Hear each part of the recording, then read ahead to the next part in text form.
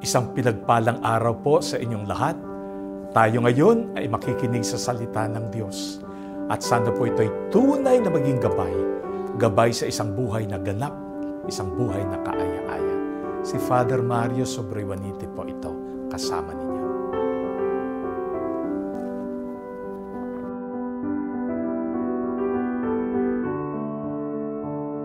Ang mabuting balita ng Panginoon ayon kay San Mateo. Noong panahong iyon, sinabi ni Jesus sa kanyang mga apostol, "Humayo kayo at ipangaral ninyo na malapit na ang maghari ang Diyos. Pagalingin ninyo ang mga may sakit at buhayin ang mga patay. Pagalingin ninyo ang mga ketungin at palayasin ang mga demonyo. Yamang tumanggap kayo ng walang bayad, magbigay naman kayo ng walang bayad. Huwag kayong magdala ng salapi, maging ginto, pilak o tanso sa inyong mga lukbutan. Huwag din kayong magdala ng supot sa inyong paglalakbay, ni bihisan, pampalit na panyapak o tungkod, sapagkat ang manggagawa ay may karapatan sa kanyang ikabubuhay. At saan mang bayan o nayon kayo dumating, humanap kayo ng taong karapat-dapat pakituluyan at manatili kayo roon habang kayo'y nasa lugar na iyon. At kung ayaw kayong tanggapin o pakinggan sa isang tahanan o bayan, umalis kayo roon at ipagpag ang alikabok ng inyong mga paa. Sinasabi ko sa inyo na sa araw ng paghuhukom ay higit na mabigat ang ipaparusa sa mga tao sa bayang yaon, kaysa dinanas ng mga taga-Sodoma at taga-Gomora." Pagsasadiwa.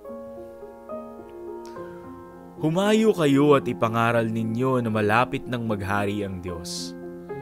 Ang kwento ng pagtawag ni Jesus sa kanyang mga alagad ay maaaring bigyan ng pagbubuod sa dalawang pagtitiwala.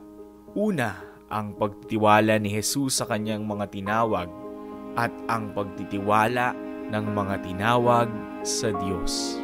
Tinawag ni Jesus ang kanyang mga alagad hindi dahil sila ay mahusay o dahil sila ay nagtataglay ng mga magagandang katangian.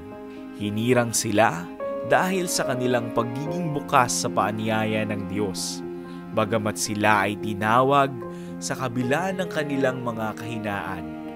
Pinagkatiwalaan sila ni Jesus upang gampanan ang tungkulin ng pagpapalaganap ng mabuting balita. Dahil dito, hindi nila magagawang umasa sa kanilang sariling kakayahan at lakas. Bagkus aasa sila sa kapangyarihan ng Diyos na kikilos sa kabila ng kanilang kahinaan. Kalakip ng pagtitiwala ng 12 ay ang lubusang pag-asa sa kabutihan ng may kapal. Hahayo silang nananalig na ang Diyos na tumawag ay siya ring nagpapala. Ang inyo pong narinig ay mula sa isang ama na walang hangad kundi ang kabutihan ng kanyang anak. Sana po ang ating pong narinig ay hindi lamang napakinggan, kundi mamutawi din sa ating mga labi bilang isang napakagandang balita para sa buong sanlibutan. Father Mario Sobriwanite po ito, all for the gospel.